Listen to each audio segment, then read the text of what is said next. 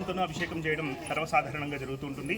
కానీ ఈరోజు ఇక్కడ స్వామివారి అనుగ్రహ విశేషం చేత సాక్షాత్తు శ్రీరామచంద్రుల వారు సీతమ్మ తల్లికి ఉపదేశం చేసినటువంటి పంచముఖ హనుమత్ కవచం, ఇది సుదర్శన సంహిత అనేటటువంటి పురాతనమైనటువంటి గ్రంథంలో తెలుపబడింది. ఆ విధంగా పంచముఖ హనుమత్ కవచం పారాయణం చేస్తూ వేద మంత్రాల మధ్య విశేషమైనటువంటి 5 ద్రవ్యాలతో స్వామివారికి అభిషేకం చేసేటటువంటి భాగ్యాన్ని పొందడం జరిగింది. దానందరినీ ఆ అభిషేకాన్ని భక్తాలందరూ కూడా తిలకించి తరించారు. ఈరోజు భక్తాలందరి స్వహస్తాలతో స్వామివారి ఉత్సవమూర్తులకి, స్వామివారి ప్రాంగణంలో ఏర్పాటు చేసినటువంటి హనుమత్ ఉత్సవమూర్తికి క్షీరాభిషేకం చేయించడం జరుగుతోంది.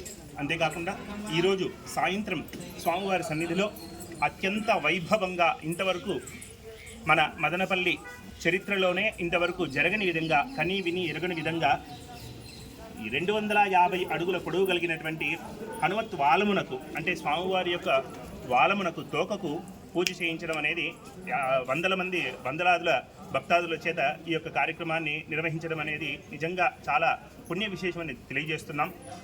ఈ యొక్క స్వామివారి వాల పూజ అనేది ఇప్పుడు ప్రారంభమైంది కాదు, ఎప్పుడో పురాతనం నుంచి కూడా ఉన్నదే.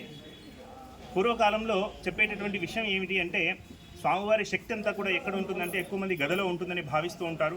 కాదు, స్వామివారి వాలంలో ఉంటుంది అని శాస్త్ర ప్రమాణంగా మనకు తెలియజేస్తోంది.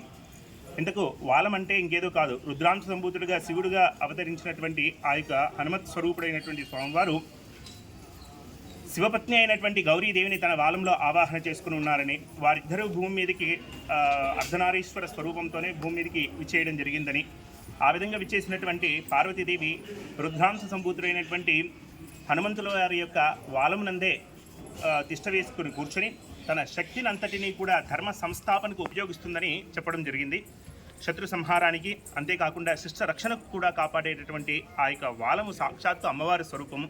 కాబట్టి లలితా సహస్రనామ కుంకుమార్చనలతో పాటుగా స్వామివారి యొక్క లాంగూలాస్త్ర స్తోత్రంతో భక్తాలందరి చేత కూడా ఈ యొక్క హనుమత్ వాల పూజను విశేషంగా చేయించడం జరుగుతోంది. ఈ యొక్క కార్యక్రమంలో భక్తాలందరూ కూడా విరివిగా పాల్గొని స్వామివారి యొక్క అనుగ్రహ కృపాకటాక్ష వీక్షణములకు పాత్రులై తరించగలిసిందిగా కోరి ప్రార్థించడం అయింది. జై శ్రీరామ్.